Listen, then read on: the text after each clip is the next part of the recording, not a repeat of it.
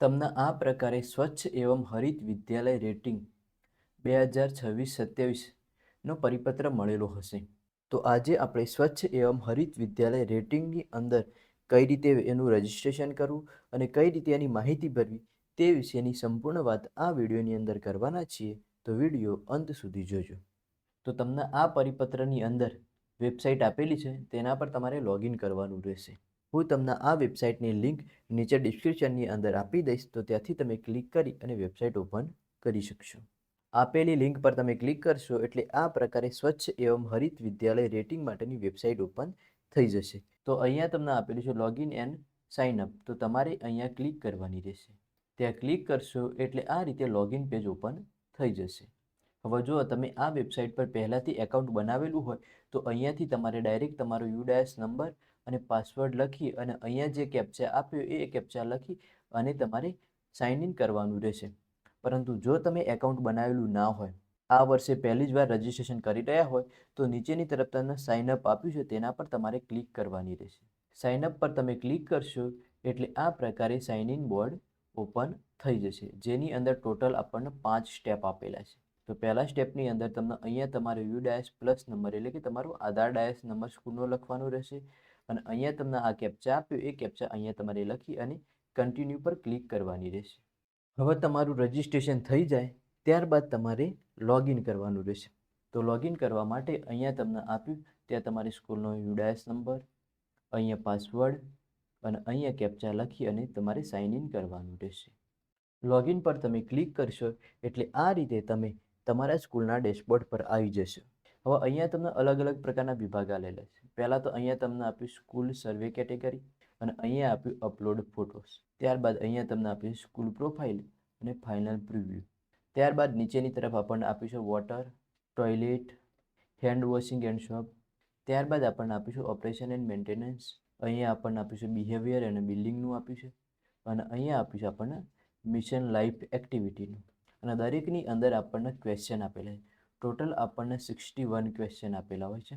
અહીંયા આપણને પહેલાંની અંદર આપે છે 9 ક્વેશ્ચન, બીજાની અંદર 12 ક્વેશ્ચન આપે છે, અહીંયા 6 ક્વેશ્ચન આપે છે, અહીંયા 13 આપે છે, અહીંયા 9 અને અહીંયા 12.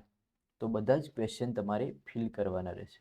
અહીંયા મેં બધી જ કામગીરી પૂર્ણ કરેલી છે એટલા માટે મને અહીંયા 9 આઉટ ઓફ 9 બતાવે છે દરેકની અંદર હતી. અને અહીંયા તમને બતાવતું હશે કે 100% ડન, એટલે મેં બધી જ કામગીરી પૂર્ણ કરેલી છે. તમે કામગીરી પૂર્ણ નહીં કરી હોય તો અહીંયા તમારે ડન નહીં બતાવે. હવે હું ફક્ત તમને ઓવરઓલ બતાવી દઉં કઈ રીતે અહીંયા કામ કરવાનું છે તે. તો અહીંયા હવે તમારે પહેલા નંબરની અંદર કામ કરવાનું હોય તો અહીંયા બાજુમાં તમને એક એરોનું ચિહ્ન આપીશ, તેના પર તમારે ક્લિક કરવાનું રહેશે.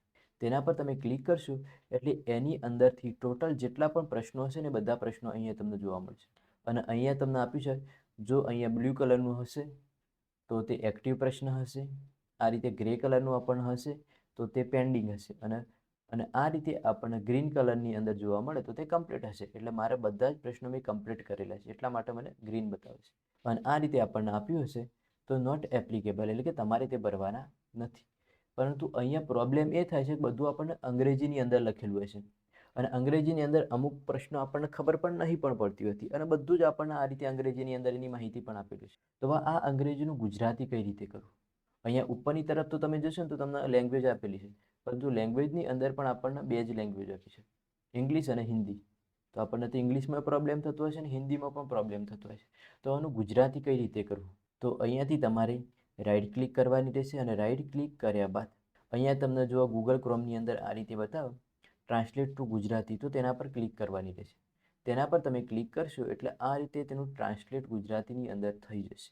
જો ના થાય તો અહીંયા તમને 2 ઓપ્શન આપેલા હશે, તો અહીંયા તમારે ઇંગ્લિશ હોય તો તમારે અહીંયાથી ગુજરાતી કરી દે. ગુજરાતી કરશો એટલે બધું જ તમારું ગુજરાતીની અંદર ટ્રાન્સલેટ થઈ જશે અને 1 બાય 1 તમારે બધા જ પ્રશ્નો ભરવાના રહેશે. એટલે અહીંયાથી તમારે સિલેક્ટ કરવાનું રહેશે. અહીંયા તમે સિલેક્ટ કરી દીધું ત્યારબાદ અહીંયાથી તમારે કોઈ પણ પ્રકારનો ચેન્જ નહીં કરવાનો. અહીંયા તમને આપીશ ડેશબોર્ડ પર જાઓ, ત્યારબાદ આપી તમે ડ્રાફ્ટ તરીકે સેવ કરો અને આગળનું પગલું. તો અહીંયા તમારે આગળના પગલાં કેમ નહીં કરવા?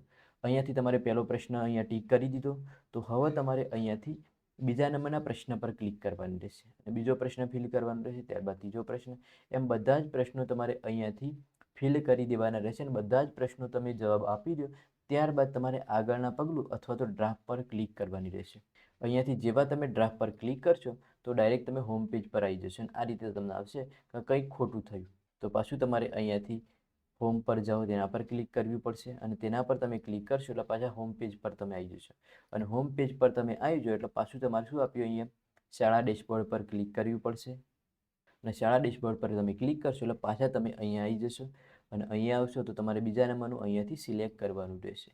હવે અહીંયાથી તમે કોઈ પણ એક પ્રશ્નનો જવાબ આપ્યો તો ત્યારબાદ તમારે સેવ ડ્રાફ્ટ તરીકે પણ ક્લિક કરવાની નથી, ડેશબોર્ડ પર પણ ક્લિક કરવાની નથી, કે આગળના પગલાં પર પણ ક્લિક કરવાની નથી. અહીંયા વન બાય વન બધા પ્રશ્નોના જવાબ આપી દઈ અને ત્યારબાદ તમારે સેવ ડ્રાફ્ટ કરી દેવાનું એટલે તમે હોમ પેજ પર જતા રહેશો તો પાછું તમારે જેનો જવાબ આપવાનો હોય તેનો જવાબ આપી દેવાનો. બધાના પ્રશ્નોના જવાબ આપી દીધા ત્યારબાદ અહીંયા તમને આપ્યું ફોટો અપલોડ કરો, તેના પર ક્લિક કરવાની રહેશે. ફોટો અપલોડ કરો પર તમે ક્લિક કરશો એટલે તમે જે પ્રકારે માહિતી ભરી હતી તે પ્રકારના તમારે અહીંયા ફોટોઝ અપલોડ કરવાના રહેશે.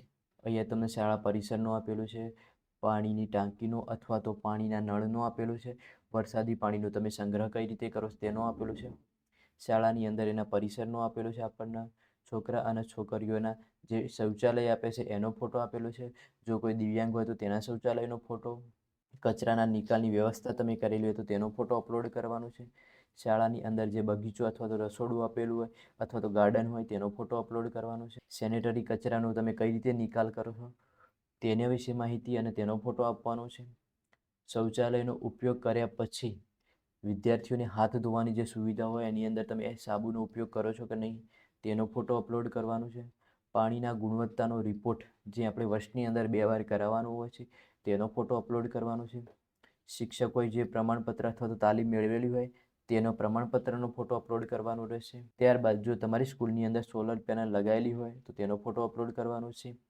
અને તમને લાઈફ મિશન એટલે કે ઇકો ક્લબની જે પ્રવૃત્તિઓ ચાલતી હોય તેના ફોટોઝ અહીંયા અપલોડ કરવાના રહેશે. ત્યારબાદ અહીંયાથી તમારે અંતિમ સબમિટ આપવાનું રહેશે. તો આ પ્રકારે તમારે સ્વચ્છ એવં હરિત વિદ્યાલય રેટિંગની અંદર ફોર્મ ભરવાનું રહેશે.